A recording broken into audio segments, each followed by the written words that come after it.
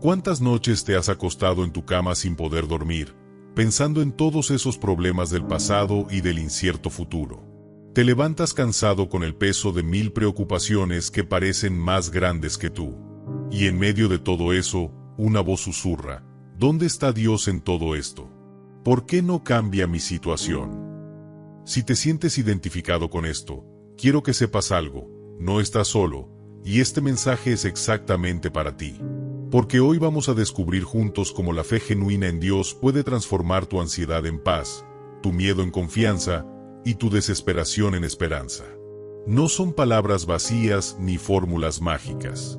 Son verdades bíblicas profundas que han sostenido a millones de personas a lo largo de la historia y que hoy pueden cambiar tu vida también. Durante esta hora, vamos a explorar 10 lecciones transformadoras que te mostrarán paso a paso cómo soltar la carga de preocupación que llevas y aprender a descansar verdaderamente en las manos de Dios. Lección 1. La preocupación es una mentira que parece verdad. Empecemos siendo honestos sobre algo. La preocupación se siente tan real que parece lógica, casi necesaria. Te dice que si no estás ansioso, no estás siendo responsable. Te convence de que anticipar lo peor te protegerá del dolor. Pero la Biblia tiene algo diferente que decir al respecto. En Mateo 6:27, Jesús pregunta: ¿quién de vosotros podrá, por mucho que se afane, añadir a su estatura un codo? Es una pregunta simple pero demoledora. Todas esas horas preocupándote, ¿han cambiado algo? ¿Han añadido un solo día a tu vida o han resuelto un solo problema real? Filipenses 4, 6-7 nos da una instrucción clara: por nada estéis afanosos, sino sean conocidas vuestras peticiones delante de Dios en toda oración y ruego, con acción de gracias. Y la paz de Dios, que sobrepasa todo entendimiento, guardará vuestros corazones y vuestros pensamientos en Cristo Jesús.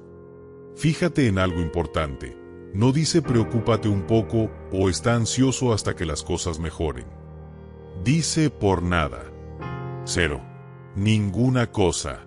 Y esa paz que promete no es una emoción superficial, es una paz que va más allá de lo que tu mente puede comprender, una paz sobrenatural que guarda tu corazón como un soldado protegiendo una fortaleza. Piensa en David, el joven pastor que enfrentó a un gigante. Todos a su alrededor estaban paralizados por el miedo. El ejército entero de Israel miraba a Goliat y veía muerte inevitable. Pero David vio algo diferente. No porque fuera más fuerte o más valiente por naturaleza, sino porque conocía a su Dios. Había pasado noches en el campo protegiendo sus ovejas, enfrentando leones y osos, y había visto cómo Dios lo libraba una y otra vez. Cuando miró a Goliat, no vio un problema demasiado grande para él, vio un problema demasiado pequeño para su Dios. La preocupación te hace medir tus problemas contra tu propia capacidad. La fe te hace medirlos contra el poder ilimitado de Dios. Es un cambio de perspectiva radical. Cuando te preocupas, estás diciendo inconscientemente: este problema es más grande que mi Dios. Pero cuando confías, declaras: mi Dios es infinitamente más grande que este problema. La diferencia no está en la situación, está en donde pones tus ojos. Aquí hay una analogía simple. Imagina que estás parado en una habitación oscura con una pequeña linterna. Puedes ver solo unos metros frente a ti, y cada sombra parece amenazante. Pero si alguien enciende la luz principal, la habitación completa se ilumina y te das cuenta de que esas sombras aterradoras eran solo muebles normales. La preocupación es como insistir en usar solo tu pequeña linterna cuando Dios ya encendió la luz. Estás eligiendo vivir en oscuridad parcial cuando hay luz completa disponible. La aplicación práctica empieza con un reconocimiento honesto. Escribe tus preocupaciones actuales en un papel. Todas. Las grandes, las pequeñas, las que te avergüenzan y las que te parecen legítimas. Luego, al lado de cada una, escribe esta pregunta: ¿esta preocupación puede cambiar esta situación? Serás brutalmente honesto contigo mismo y descubrirás que el 99% de tus preocupaciones son completamente inútiles para resolver el problema real.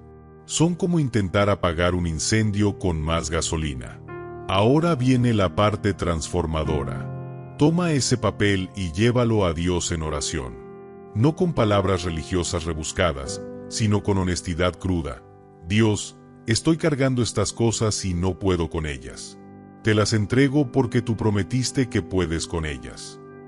Y luego, físicamente, rompe ese papel o quémalo como símbolo de que estás soltando el control.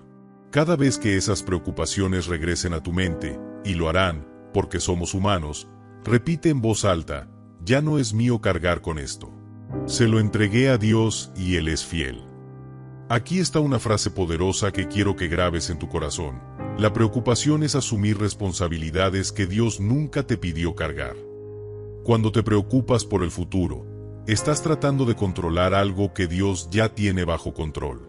Cuando te angustias por las opiniones de otros, estás dejando que personas imperfectas tengan el poder que solo Dios merece tener sobre tu paz.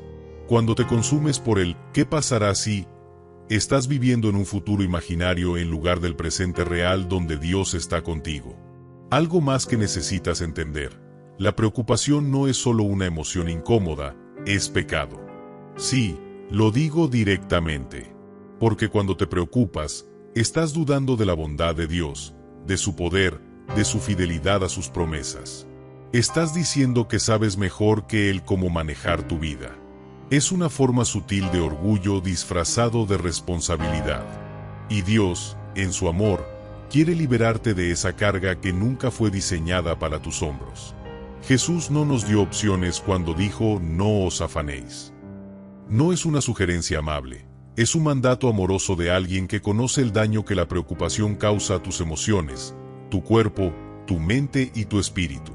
Cada vez que eliges confiar en lugar de preocuparte, estás obedeciendo activamente a Dios y abriendo la puerta para que su paz sobrenatural inunde tu vida.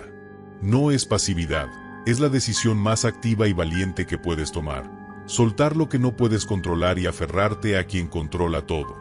Lección 2. Dios nunca llega tarde, pero rara vez llega temprano. Esta es una verdad que todos necesitamos abrazar. El tiempo de Dios no es tu tiempo, y eso está bien. De hecho, es mejor que bien, es perfecto. Eclesiastés 3:11 dice: todo lo hizo hermoso en su tiempo. No en tu tiempo, en el suyo. Cuando estás esperando una respuesta, un milagro, un cambio, cada día se siente como una eternidad. Comienzas a pensar que tal vez Dios te olvidó, que tu oración se perdió en el camino, que tu situación es la excepción a sus promesas. Isaías 40 horas y 31 minutos promete: pero los que esperan en Jehová tendrán nuevas fuerzas, levantarán alas como las águilas, correrán y no se cansarán, caminarán y no se fatigarán. La palabra clave aquí es esperan. No significa sentarse pasivamente y no hacer nada. Significa confiar activamente en que Dios está trabajando incluso cuando no ves resultados inmediatos. Es una espera llena de fe, no de desesperación. Habacuc 2:3 añade esta dimensión crucial: aunque la visión tardará aún por un tiempo, más se apresura hacia el fin y no mentirá. Aunque tardare, espéralo, porque sin duda vendrá, no tardará. Hay una aparente contradicción aquí que es profundamente reveladora. Sí, va a tardar, pero no va a tardar.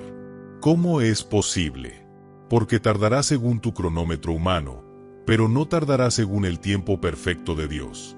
Él siempre llega exactamente cuando se necesita, ni un segundo antes ni un segundo después. Piensa en la historia de Lázaro. Jesús amaba a Lázaro, María y Marta. Eran sus amigos cercanos. Cuando Lázaro cayó enfermo, las hermanas enviaron un mensaje urgente a Jesús: el que amas está enfermo. Era una petición cargada de expectativa. Sabían que Jesús podía sanar con una palabra, que había sanado a extraños, que los milagros lo seguían a donde iba. Pero Jesús hizo algo que humanamente parece cruel: se quedó 2 días más donde estaba. Cuando finalmente llegó, Lázaro llevaba 4 días muerto. Marta le dijo con dolor y reproche en su voz: Señor, si hubieses estado aquí, mi hermano no habría muerto. Y tenía razón. Si Jesús hubiera llegado a tiempo, según el tiempo humano, Lázaro no habría muerto. Pero Jesús no llegó tarde. Llegó exactamente cuando era necesario para mostrar algo mucho más grande que una sanación, el poder de la resurrección. Dios no quería simplemente sanar a un hombre enfermo. Quería demostrar que Él es la resurrección y la vida, que ni siquiera la muerte es obstáculo para su poder. Tu retraso percibido puede ser en realidad el tiempo de preparación de Dios. Cuando Abraham esperó 25 años por la promesa de un hijo, no estaba simplemente pasando el tiempo. Dios estaba forjando en él una fe que se convertiría en el fundamento para millones de creyentes futuros. Cuando José pasó años en prisión injustamente, no era tiempo perdido. Era el entrenamiento perfecto para el momento en que gobernaría Egipto y salvaría naciones del hambre. Aquí está la analogía. Imagina que estás horneando un pastel.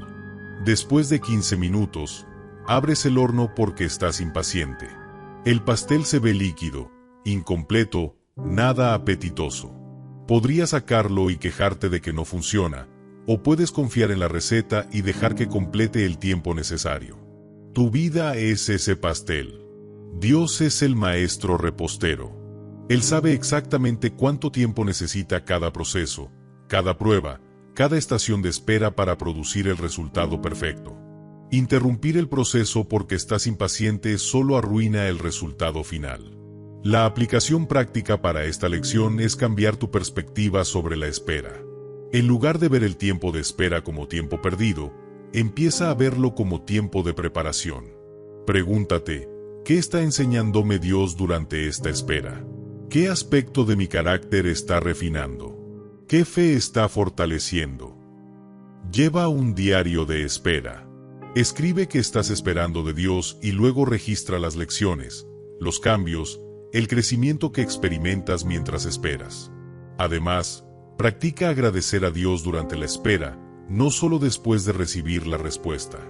Es fácil agradecer cuando llega el milagro. Pero la fe verdadera agradece en el desierto, en la prueba, en el silencio aparente. Di en voz alta cada día: gracias, Dios, porque estás trabajando en formas que no puedo ver. Gracias porque tu tiempo es perfecto. Gracias porque mientras espero, tú me estás preparando para recibir lo que has prometido. Tu miedo no determina tu futuro, tu fe sí. Esta es una verdad revolucionaria. El hecho de que no veas movimiento no significa que no haya movimiento. Dios está trabajando detrás de escenas, alineando circunstancias, preparando corazones, orquestando soluciones que van más allá de lo que tu mente limitada puede imaginar. Cada día de espera no es un día perdido, es un día más cerca de la respuesta perfecta en el momento perfecto. Recuerda también que a veces Dios tarda porque la respuesta que tiene preparada es mucho mayor que lo que pediste. Cuando oras por trabajo y parece que nada llega, tal vez Dios está preparando no solo un trabajo, sino una carrera que transformará tu vida. Cuando oras por sanación y el proceso es lento, quizás Dios está haciendo una obra integral en tu cuerpo, mente y espíritu que va mucho más profundo que simplemente quitar un síntoma. Lección 3. Soltar el control es ganar libertad. Una de las batallas más difíciles que enfrentarás en tu camino de fe es la batalla por el control. Queremos controlar nuestras circunstancias, nuestros futuros, las acciones de otras personas, los resultados de nuestros esfuerzos. Y cuando las cosas no salen como planeamos, nos llenamos de ansiedad y frustración. Pero aquí está la verdad liberadora. Nunca tuviste control real para empezar. La ilusión de control es solo eso, una ilusión.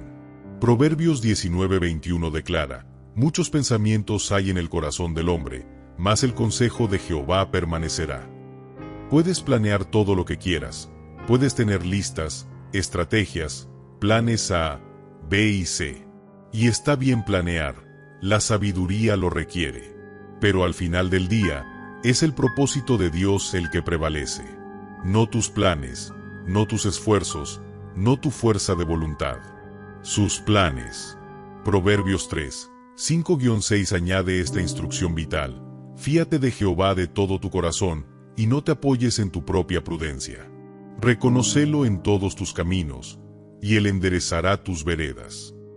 Fíjate en esa frase: no te apoyes en tu propia prudencia.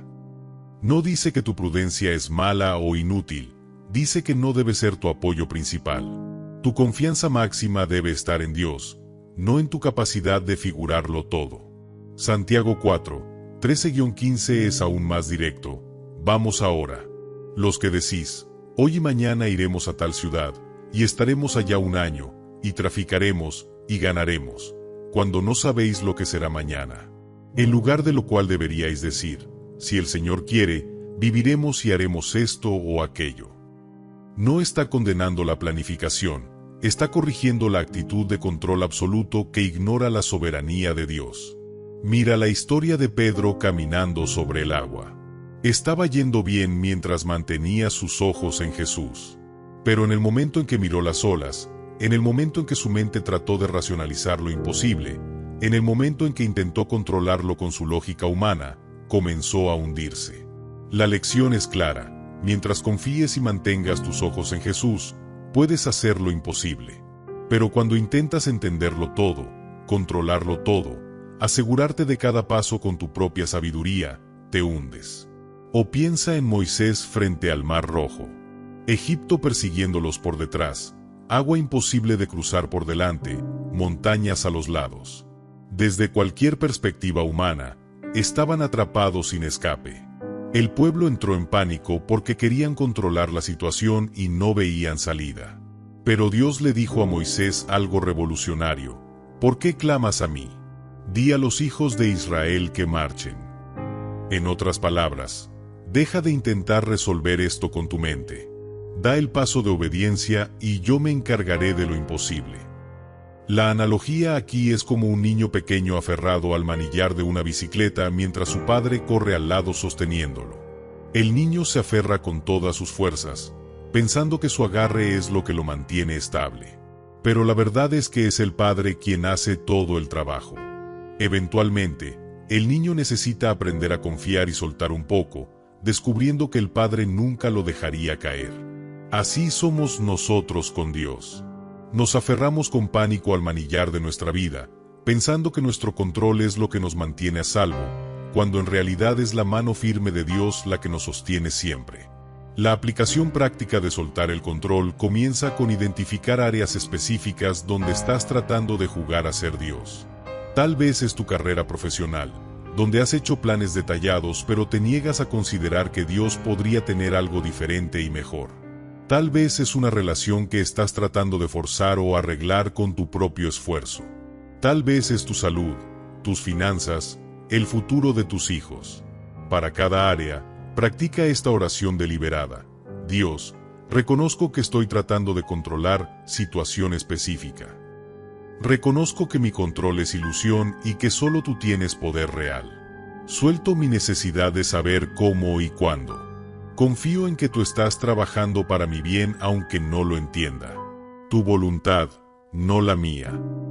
Y aquí está la parte difícil. Cada vez que tu mente regrese a esa preocupación tratando de resolverla, controlarla, planearla obsesivamente, detente conscientemente y repite esa oración. Si este mensaje está tocando algo profundo en tu corazón, si estás reconociendo áreas donde has estado luchando por control en lugar de confiar, escribe en los comentarios: confío en Dios. No es solo para mí, es tu declaración pública de fe, tu paso de compromiso con esta verdad. Cuando sueltas, Dios actúa. Esta frase necesita convertirse en tu mantra. Dios espera tu rendición, no por sadismo o para verte sufrir, sino porque mientras mantengas tus manos cerradas aferrándote a tus propios planes, Él no puede poner en ellas los regalos que tiene preparados. Imagina a alguien tratando de darte un regalo increíble, pero tus manos están completamente llenas de cosas sin valor que te niegas a soltar. Dios no va a pelear contigo por el espacio. Espera pacientemente a que abras tus manos. La realidad es esta: la mayoría de tu ansiedad viene de intentar controlar cosas que nunca estuvieron bajo tu control. El resultado de una entrevista de trabajo, los sentimientos de otra persona, el tráfico, el clima, la economía global, la opinión de tu jefe. Puedes influir en algunas de estas cosas con sabiduría y esfuerzo, pero no puedes controlarlas. Y la diferencia entre influir y controlar es monumental para tu paz mental. Aquí está el cambio de mentalidad revolucionario. En lugar de preguntar ¿cómo puedo controlar esto?, empieza a preguntar ¿qué quiere Dios enseñarme a través de esto? En lugar de planear obsesivamente cada contingencia, di Dios, te entrego este día. Si tus planes son diferentes a los míos, tus planes son mejores. En lugar de perder el sueño tratando de resolver lo irresoluble, declara mi trabajo es obedecer. El trabajo de Dios es resolver. Lección 4. Tus pensamientos son un campo de batalla. Aquí viene una verdad que puede cambiar tu vida completamente. La batalla por tu paz mental se gana o se pierde en tu mente. No en tus circunstancias, no en lo que otros hacen o dicen, sino en lo que tú permites que ocupe tu pensamiento. 2 Corintios 10:5 nos da una estrategia de guerra espiritual, derribando argumentos y toda altivez que se levanta contra el conocimiento de Dios, y llevando cautivo todo pensamiento a la obediencia a Cristo. Fíjate en la intensidad de ese lenguaje: derribar, llevar cautivo. No dice suavemente sugiere a tus pensamientos que sean positivos. Dice que los captures, que los sometas, que los obligues a alinearse con la verdad de Cristo. Porque tus pensamientos no son neutrales. O están construyendo fe o están construyendo miedo. O están acercándote a Dios o alejándote de Él. No hay término medio. Filipenses 4:8 proporciona el filtro perfecto para tus pensamientos. Por lo demás, hermanos, todo lo que es verdadero, todo lo honesto, todo lo justo, todo lo puro, todo lo amable, todo lo que es de buen nombre, si hay virtud alguna, si algo digno de alabanza, en esto pensad. Es una lista de verificación para tu vida mental. Cada vez que un pensamiento entra en tu mente, pásalo por este filtro. ¿Es verdadero o es especulación? ¿Es justo o está distorsionado por tus miedos? ¿Es puro o está contaminado de negatividad tóxica? Romanos 12:2 añade esta dimensión crucial: no os conforméis a este siglo, sino transformaos por medio de la renovación de vuestro entendimiento. La transformación real no viene de cambiar tus circunstancias externas. Viene de renovar cómo piensas. Cambia tu mente y cambiarás tu vida. Mira cómo Satanás atacó a Eva en el jardín. No la atacó físicamente. No trajo un ejército. Simplemente plantó una pregunta en su mente: ¿con qué Dios os ha dicho? Una pregunta diseñada para hacer que Eva dudara de la bondad de Dios, para hacerla pensar que Dios le estaba ocultando algo bueno. Y funcionó. El pecado comenzó como un pensamiento, una duda, una interpretación errónea de las intenciones de Dios. O considera la diferencia entre 2 espías que exploraron la tierra prometida. Los 10 espías negativos y los 2 espías positivos, Josué y Caleb, vieron exactamente la misma tierra, los mismos gigantes, las mismas ciudades fortificadas. Pero llegaron a conclusiones completamente opuestas. Los 10 dijeron: somos como langostas comparados con ellos. No podemos. Josué y Caleb dijeron: sí, hay gigantes, pero nuestro Dios es más grande. Podemos definitivamente tomar esta tierra. Misma situación, pensamientos diferentes, resultados completamente opuestos. La analogía es como un jardín. Si plantas semillas de tomate, crecerán tomates. Si plantas semillas de malas hierbas, crecerán malas hierbas. Tu mente es ese jardín. Cada pensamiento que permites es una semilla que plantaste. Si plantas constantemente pensamientos de miedo, duda, preocupación, resentimiento, negatividad, eso es exactamente lo que crecerá en tu vida. Pero si deliberadamente plantas pensamientos de fe, gratitud, esperanza, verdad bíblica, esas son las cosas que florecerán. La aplicación práctica es aprender a interrumpir patrones de pensamiento destructivos inmediatamente. No esperes a que un pensamiento negativo se convierta en una espiral mental. En el momento en que reconoces un pensamiento que no está alineado con la verdad de Dios, detente, reconócelo en voz alta si es necesario, y reemplázalo conscientemente con verdad bíblica. Es un proceso activo, no pasivo. Por ejemplo, si el pensamiento es nunca voy a salir de esta situación, detente inmediatamente y declara en voz alta: eso es mentira. Filipenses 4:13 dice que todo lo puedo en Cristo que me fortalece. Jeremías 29 horas y 11 minutos promete que Dios tiene planes de bien para mí. Esta situación es temporal, la fidelidad de Dios es eterna.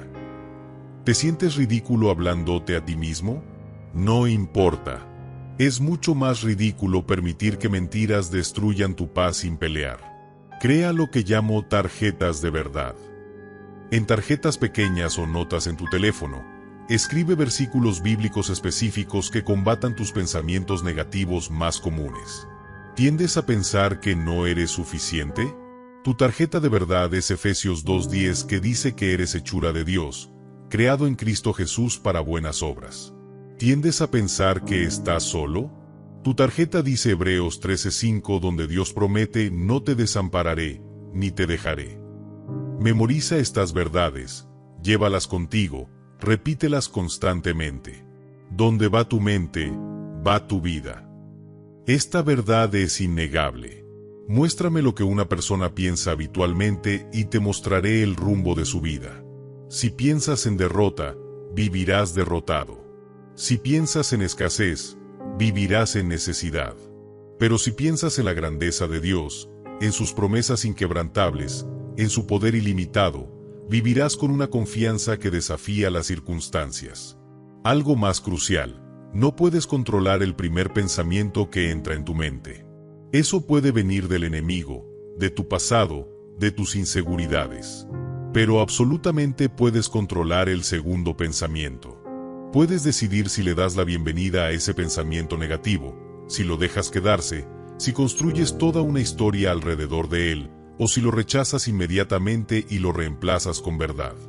Martín Lutero dijo algo brillante: no puedes evitar que los pájaros vuelen sobre tu cabeza, pero sí puedes evitar que construyan un nido en tu cabello. Así es con los pensamientos negativos. Van a intentar entrar, pero no tienes que darles un lugar permanente en tu mente. Los reconoces, los rechazas, los reemplazas. Es un trabajo activo, diario, momento a momento, pero es la clave para la paz mental duradera. Lección 5. La oración no es tu último recurso, es tu primera línea de defensa. Muchos cristianos tratan la oración como el último recurso. Intentan todo lo que está a su alcance, agotan todas las opciones humanas, y cuando nada funciona, finalmente dicen, bueno, supongo que solo me queda orar. Es completamente al revés. La oración no es lo que haces cuando todo lo demás falla. La oración es lo que haces antes de que todo lo demás comience. 1 Tesalonicenses 5:17 dice simplemente, orad sin cesar. No es una sugerencia, es un estilo de vida. No significa estar de rodillas 24/7, significa vivir en una conciencia constante de la presencia de Dios, en conversación continua con Él sobre todo. No solo las cosas grandes o las crisis, todo. Es invitarlo a cada momento, cada decisión, cada pensamiento. Mateo 7:8 promete, pedid y se os dará, buscad y hallaréis, llamad y se os abrirá. Porque todo aquel que pide, recibe, y el que busca, halla, y al que llama, se le abrirá. Fíjate en la certeza de esas palabras. No dice tal vez o si tiene suerte. Dice que el que pide, recibe. El que busca, halla. Es una garantía directa de Dios mismo. Santiago 5:16 añade esta verdad poderosa: la oración eficaz del justo puede mucho. Tus oraciones tienen poder real.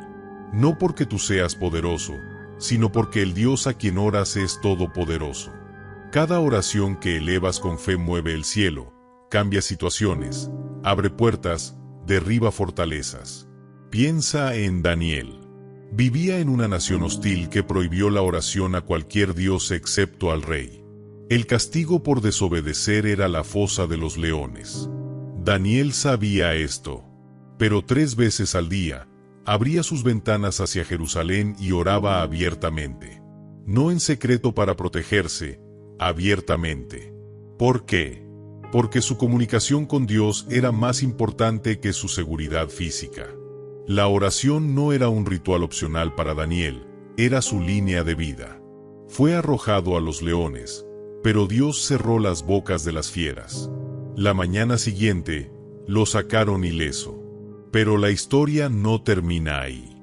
El rey, impactado por el poder del Dios de Daniel, decretó que toda la nación debía reverenciar al Dios de Daniel.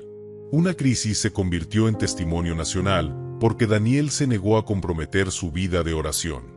La oración no solo lo salvó a él, transformó una nación entera. O mira a la iglesia primitiva cuando Pedro estaba encarcelado esperando ejecución. La iglesia no organizó protestas, no intentaron un rescate militar, no se rindieron a la desesperación. Hechos 12:5 dice, pero la iglesia hacía sin cesar oración a Dios por él. Y esa noche, un ángel vino, las cadenas cayeron, las puertas de la prisión se abrieron solas, y Pedro caminó libre. La oración movió el cielo a la acción. La analogía es como tener acceso directo al presidente de la nación más poderosa del mundo. Imagina tener su número personal, poder llamarlo en cualquier momento del día o la noche, y saber que siempre contestará, siempre escuchará, siempre actuará en tu mejor interés. Parece increíble, ¿verdad? Pero tienes algo infinitamente mejor. Tienes acceso directo al Creador del universo. No necesitas cita previa, no necesitas intermediarios, no necesitas formalidades rebuscadas. Solo necesitas hablar.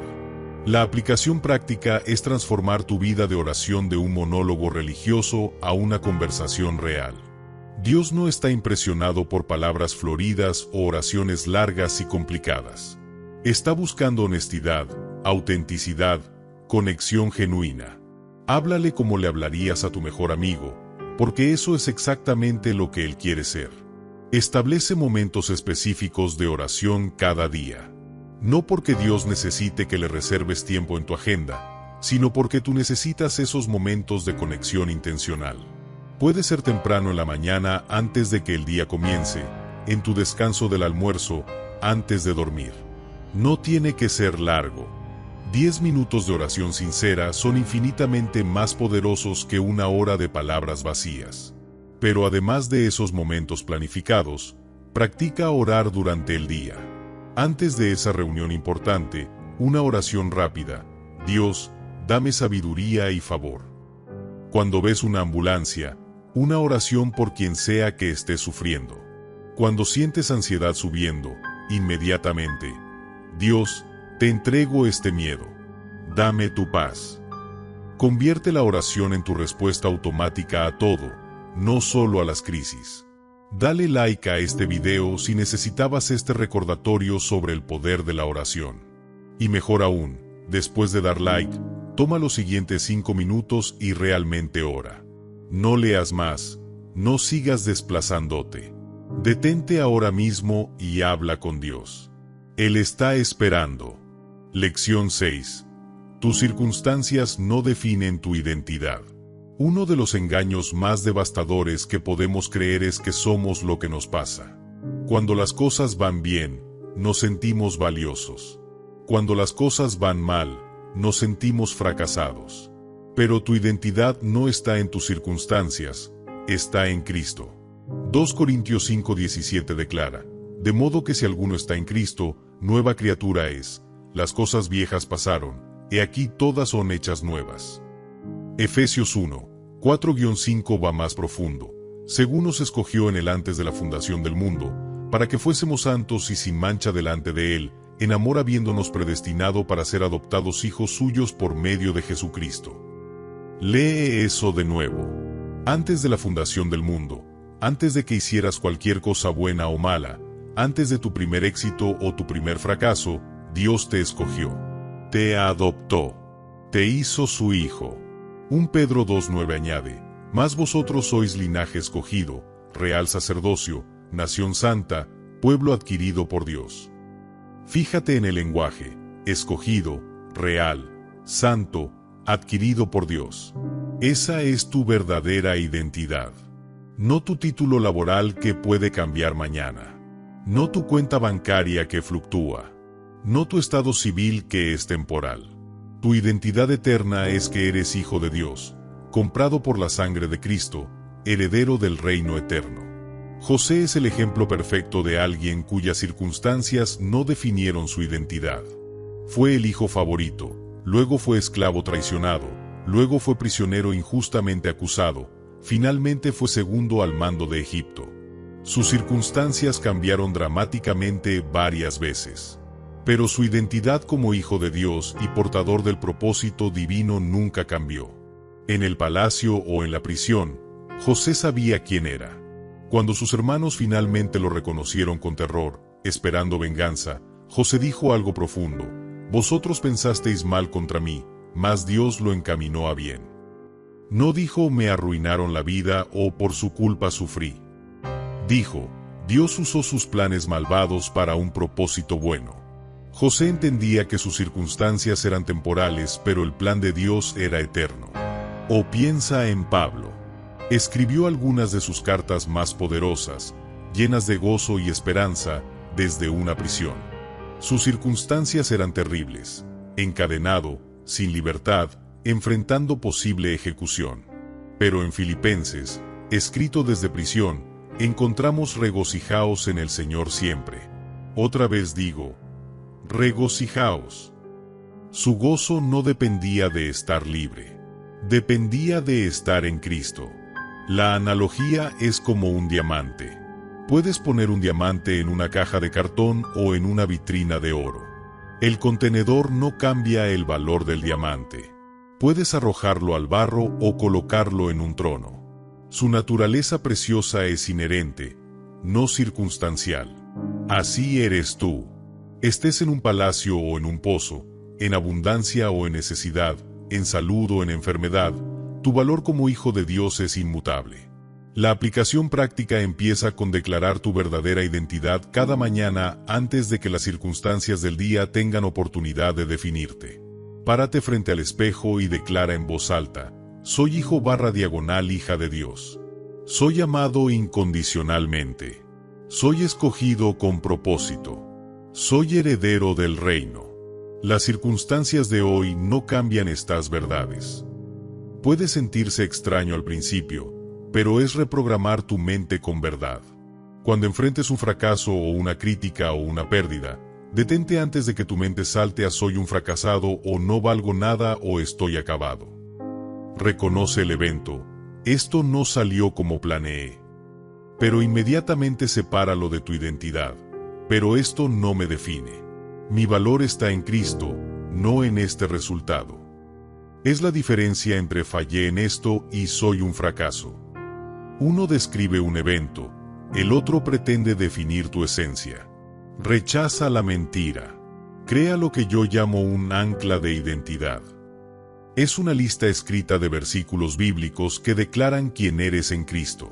Puede incluir cosas como: soy más que vencedor, Romanos 8:37, soy la sal de la tierra y la luz del mundo, Mateo 5, 13-14, soy templo del Espíritu Santo, 1 Corintios 6:19, soy justicia de Dios en Cristo, 2 Corintios 5:21. Lee esta lista especialmente cuando las circunstancias tratan de arrastrarte. Tu valor fue establecido en la cruz, no en tus circunstancias. Dios no te ama más cuando tienes éxito ni te ama menos cuando fracasas.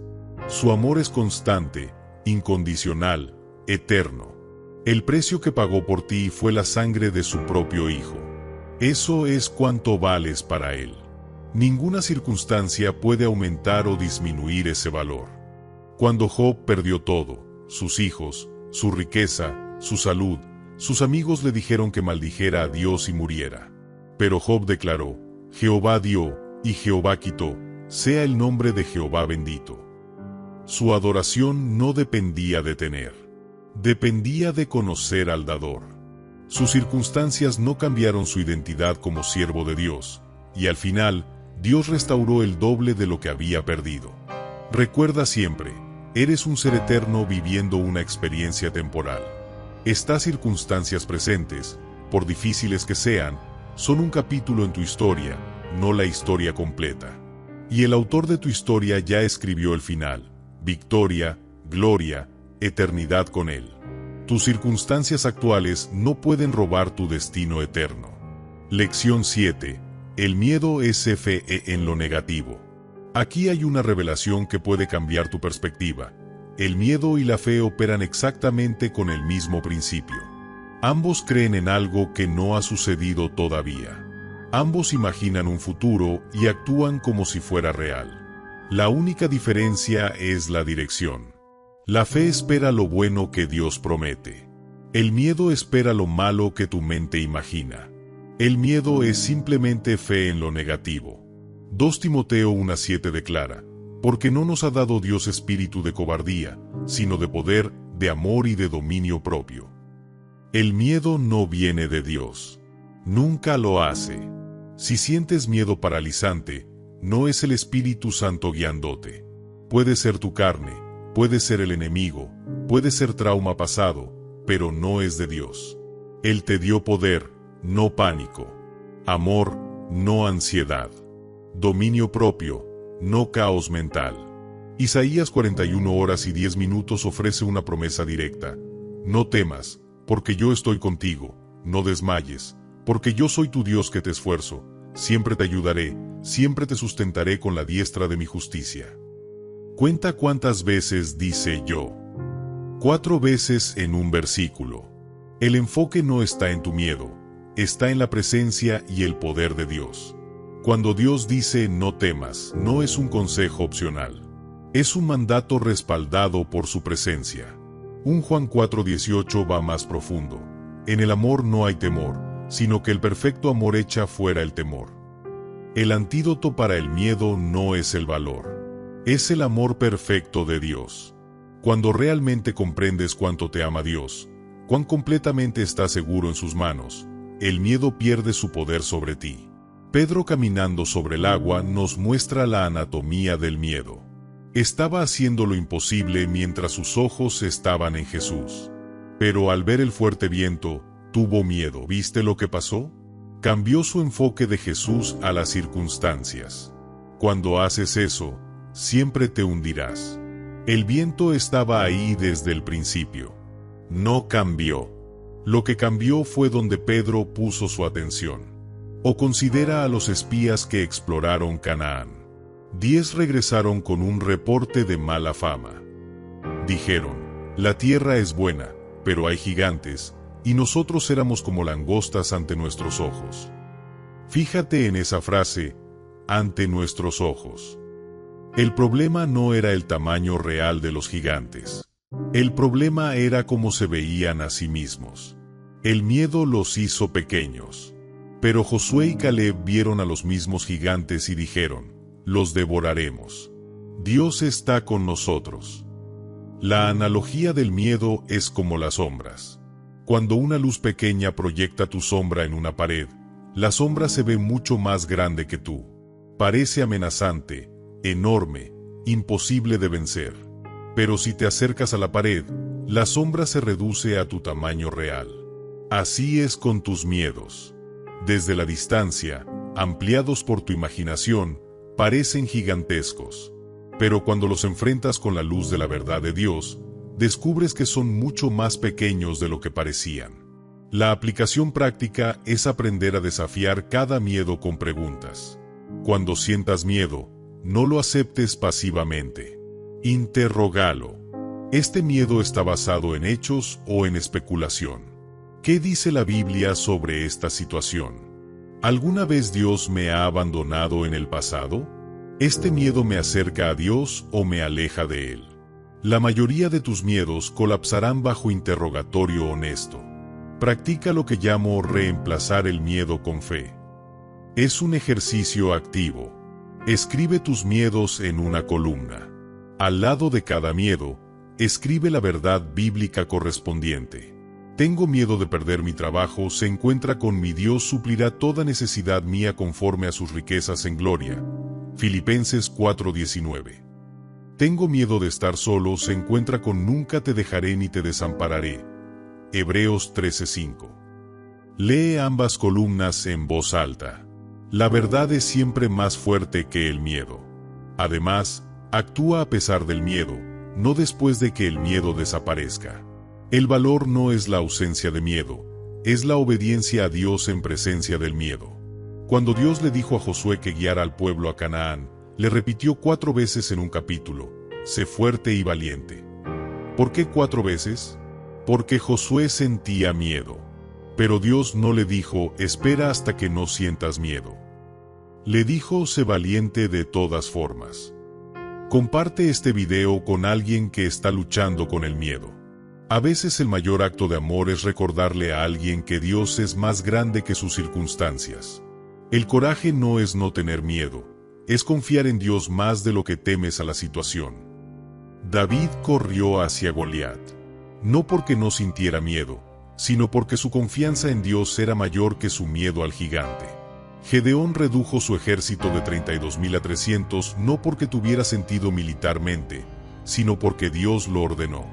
Abraham levantó el cuchillo sobre Isaac no porque quisiera hacerlo, sino porque confiaba que Dios tenía un plan incluso en lo incomprensible. Cada vez que actúas en fe a pesar del miedo, estás fortaleciendo tu músculo espiritual. La próxima vez será un poco más fácil. Y la siguiente, aún más. Con el tiempo, el patrón cambia. En lugar de que el miedo sea tu primera respuesta, la confianza se convierte en tu instinto. Pero ese cambio requiere práctica intencional, repetida, de elegir fe sobre miedo día tras día tras día. Lección 8. La gratitud es un arma espiritual. Mucha gente ve la gratitud como un sentimiento bonito pero opcional, algo que haces cuando las cosas van bien.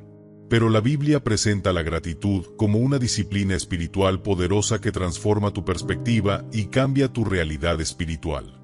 1 Tesalonicenses 5:18 ordena: dad gracias en todo, porque esta es la voluntad de Dios para con vosotros en Cristo Jesús. Fíjate que no dice da gracias por todo. Dice en todo. No tienes que estar agradecido por la enfermedad, la traición, la pérdida. Pero puedes estar agradecido en medio de esas circunstancias por la fidelidad de Dios, su presencia, su promesa de trabajar todo para bien. La gratitud no ignora el dolor, lo trasciende. Salmo 100:4 instruye: entrad por sus puertas con acción de gracias, por sus atrios con alabanza, alabadle, bendecid su nombre. La gratitud es tu entrada a la presencia de Dios. No entras quejándote, acusando, exigiendo. Entras agradeciendo. Es el protocolo del reino. Y cuando entras con gratitud, tu perspectiva completa cambia. Filipenses 4:6 lo conecta directamente con la paz. Por nada estéis afanosos, sino sean conocidas vuestras peticiones delante de Dios en toda oración y ruego, con acción de gracias. ¿Viste eso? Con acción de gracias. Incluso cuando estás presentando tus necesidades y problemas a Dios, lo haces con gratitud. Porque ya sabes que Él escucha, que Él cuida, que Él responde. Pablo y Silas nos dan el ejemplo más poderoso. Golpeados brutalmente, sangrando, con pies en el cepo en la parte más profunda de una prisión, a medianoche, comenzaron a cantar himnos de alabanza a Dios. No estaban fingiendo que la situación no era dolorosa. Estaban eligiendo enfocarse en la grandeza de Dios en lugar de en la severidad de sus circunstancias. ¿Y qué pasó? Un terremoto sacudió los cimientos, las cadenas cayeron, las puertas se abrieron. Su gratitud en medio del sufrimiento desató un milagro. O piensa en Job. Después de perder a sus 10 hijos, toda su riqueza, su salud, se rasgó las vestiduras en dolor, cayó al suelo y dijo: desnudo salí del vientre de mi madre, y desnudo volveré allá. Jehová dio, y Jehová quitó, sea el nombre de Jehová bendito. En su dolor más profundo, bendijo el nombre de Dios. No estaba negando su dolor, pero eligió ver la soberanía de Dios por encima de su sufrimiento. La analogía es como cambiar el lente de una cámara. Con un lente, enfoca solo en el problema inmediato y todo lo demás se difumina. Parece que el problema es todo lo que existe. Pero cambia a un gran angular, y de repente ves el problema en contexto de todo lo bueno que te rodea, todas las bendiciones que siguen presentes, la fidelidad de Dios a través de tu historia completa.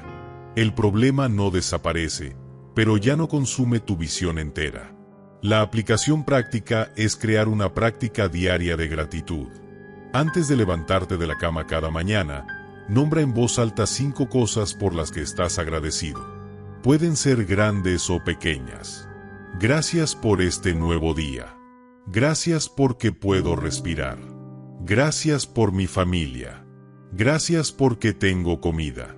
Gracias porque tú eres fiel. Empieza tu día reconociendo bendiciones antes de enfrentar desafíos. Lleva un diario de gratitud.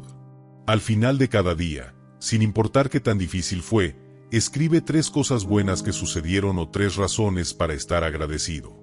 Algunos días será difícil encontrarlas, pero búscalas de todas formas.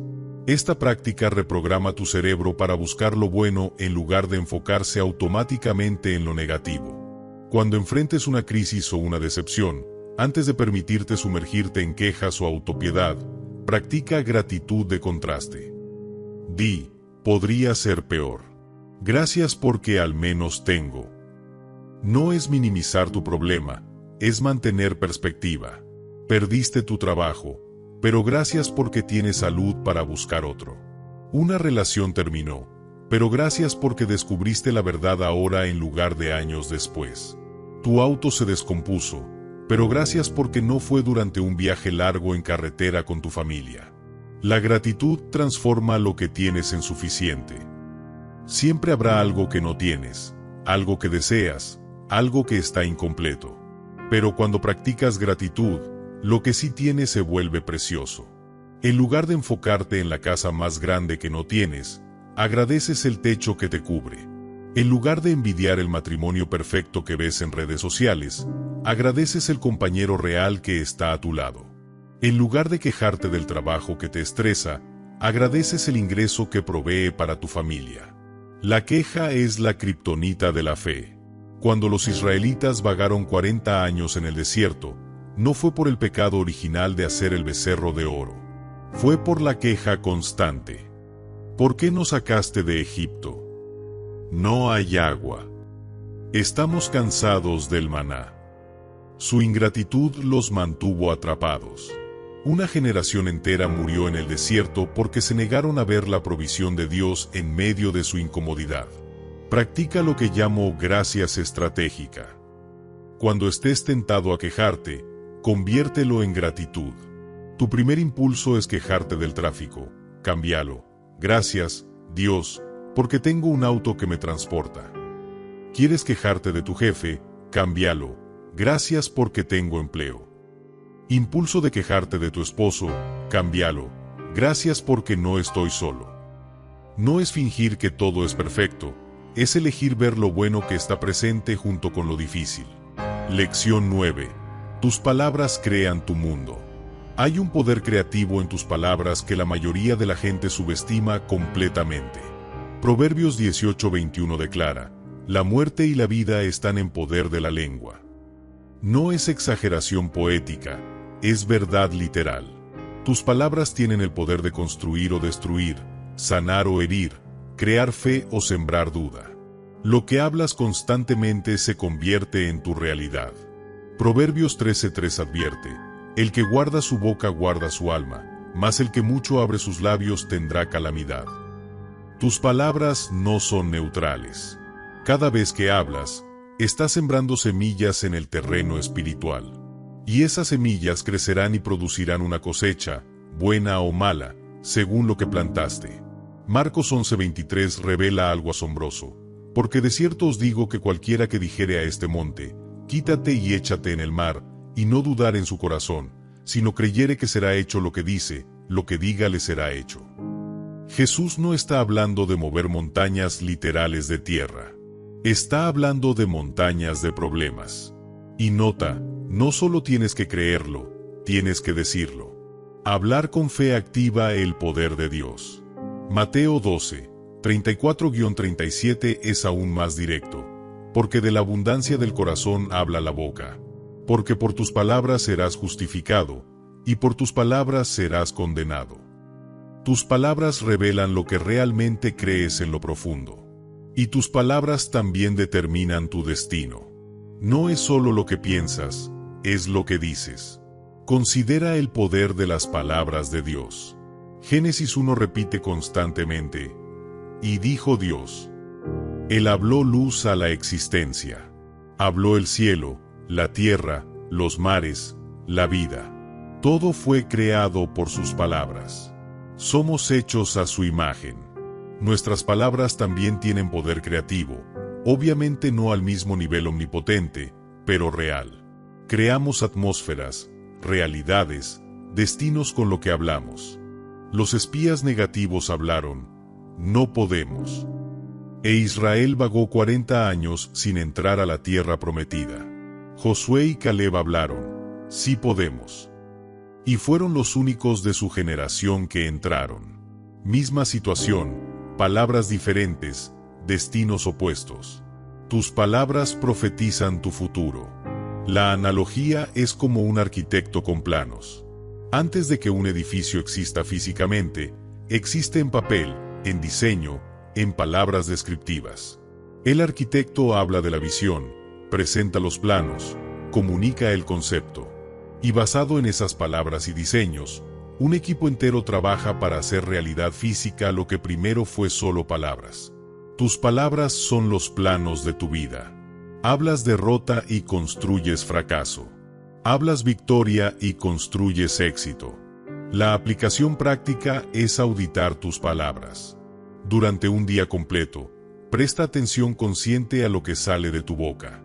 ¿Cuántas veces dijiste algo negativo sobre ti mismo? Soy tan estúpido. Nunca voy a lograrlo. Siempre me pasa lo malo. ¿Cuántas veces hablaste problema en lugar de solución? Esto es imposible. No hay salida. ¿Cuántas veces quejaste en lugar de declarar fe? Serás confrontado con el poder destructivo de tus propias palabras. Luego, comienza la reprogramación. Cada vez que te descubras diciendo algo negativo, páralo a mitad de la oración si es necesario, y cámbialo a declaración de fe. En lugar de nunca voy a pagar estas deudas, di Dios es mi proveedor y me está guiando a libertad financiera. En lugar de esta enfermedad me está matando, di por las llagas de Cristo soy sano. Estoy creyendo por sanidad completa. En lugar de mi familia está destruida, di Dios restaura lo que está roto. Creo que Él está trabajando en cada miembro de mi familia.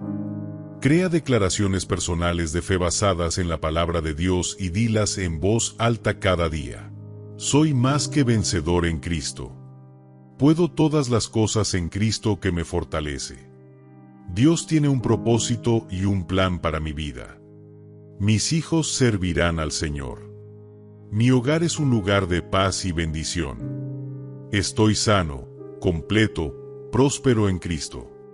Estas no son afirmaciones positivas vacías, son verdades bíblicas que estás declarando sobre tu vida. Deja de hablar tu problema y empieza a hablar tu promesa. El problema ya es visible, ya lo conoces. No necesitas darle más poder repitiéndolo constantemente. La promesa de Dios necesita ser hablada, declarada, proclamada hasta que se manifieste. Cada vez que hablas el problema, lo refuerzas. Cada vez que hablas la promesa, la activas. Aprende la diferencia entre compartir honestamente una lucha y profetizar negativamente sobre tu vida. Puedes decir estoy pasando por un tiempo difícil financieramente, pero confío que Dios proveerá. Eso es honestidad con fe. Pero si constantemente dices, siempre voy a estar pobre, nunca voy a salir adelante, el dinero se me escapa de las manos, estás profetizando pobreza sobre tu futuro.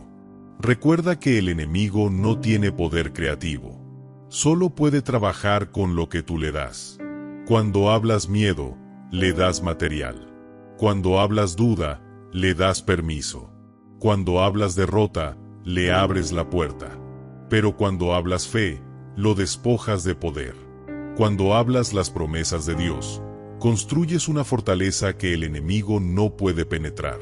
Lección 10.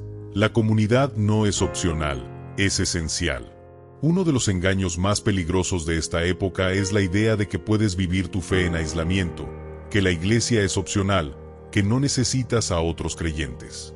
Hebreos 10:25 contradice esto directamente, no dejando de congregarnos, como algunos tienen por costumbre, sino exhortándonos, y tanto más, cuanto veis que aquel día se acerca. Eclesiastés 4, 9-12 explica por qué.